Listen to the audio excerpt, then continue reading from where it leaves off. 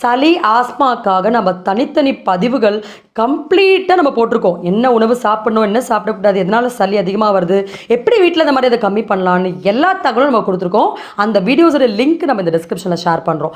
இந்த பதிவில் இந்த சளி மூச்சுத்திணறலை கம்மி பண்ணக்கூடிய ஒரு ஹெர்பல் மெடிசன் பற்றியும் வீட்டிலிருந்தே இந்த சளி அடைப்புகளை சீர்படுத்தக்கூடிய சில டெக்னிக்ஸ் பற்றி நம்ம பார்க்க போகிறோம். சரி, முதல்ல இந்த ஹெர்பல் மெடிசன் பற்றி பார்த்துடலாம். இந்த மெடிசன் பேர் அகஸ்தியர் ரசாயனம்.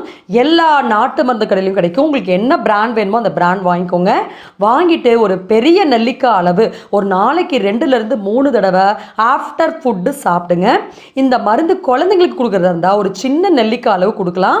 அதே மாதிரி ஆஃப்டர் ஃபுட் ஒரு நாளைக்கு 2லிருந்து 3 தடவை கொடுக்கலாம். இதில் கடுக்காலேருந்து எல்லா எசென்ஷியல் மெடிசன்ஸுமே மிக்ஸ் ஆகிருக்கிறதுனால எந்த விதமான பக்க விளைவுகளும் கிடையாது. நமக்கு உள்ள இருக்கக்கூடிய சளிக்கழிவுகள் அழகாக மலக்குடல் வழியாக வெளியேறிடும். இன்னொன்று, நம்ம நினைக்கிற மாதிரி சளி நம்ம நினைக்கிற